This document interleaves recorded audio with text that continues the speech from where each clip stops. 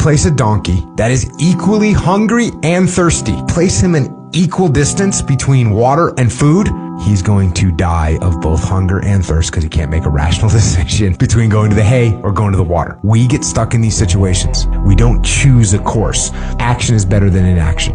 Inaction has a possibility of giving you nothing. Bottom line is, don't be a jackass. Take some action. Don't get stuck. Don't sit there and analyze all day long because it's going to be a problem. Guys played real life the same way they played video games, they'd make more money. I remember when I was playing Fable way back in the day, and I would literally stay in the zombie corner because it would continue to spawn zombies. And I would stay there and I would keep collecting all these diamonds and experience points so that I could make my avatar as big and as strong as humanly possible. And I sat there for hours just so monotonously beating the same zombie over and over again. But yet, we're not willing to do that in the real world where you have to knock on more doors, send more emails, make more content. But the game's the same. You have to be willing to sit there and slay the same thing over and over again until your avatar gets strong enough to beat the bigger boss. Long term over everything. I know what we're going to do by the time we're dead, and it isn't worth trading that for anything today that could take away from that. It's so easy to look at Gymshark in isolation, at this thing that blew up and did incredibly well, but people forget about the 7 websites and the 4 apps that were produced beforehand which failed miserably. And the reason Gymshark can exist and has done what it's done today is because of those prior failures. Failures will allow you to succeed, so I think people need to reframe their think about failures and just give it a go. Go all in on something and see what happens, and do you know what? If it doesn't go well, then that's cool. You can always try something new. Ground breaks, the poor run with smoke lungs and Scarface. Who need a hero?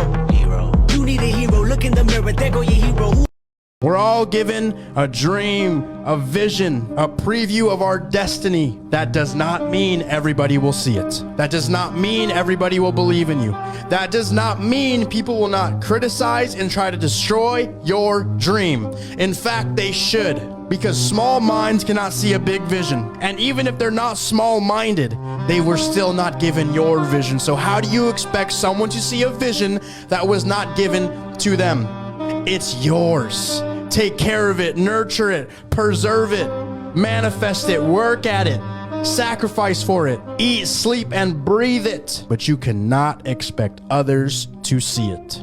Reasons you should start a business are financial freedom and time freedom. I never wanted a 9-to-5 because I was always going to be capped on how much money I could make. But the main reason I never wanted a 9-to-5 was because I didn't want to have to be somewhere and be obligated to it. I want to be the one to make my own schedule. If I want to work more than 8 hours, I should be able to do that. If I want to go on vacation, I should be able to do that. So the only way to have true freedom is by becoming an entrepreneur. Now, does this mean you got to go quit your job today with nothing in the work? No, you could build a business on the side, and once that starts to get traction, you can then transition into that full time. That's exactly what I was doing when I was playing baseball, building up my house flipping business. So if you're somebody who wants to build a business, whether it's real estate, coaching, or any other product or service, I'd like to help you out. Comment the word business down below and my team will reach out.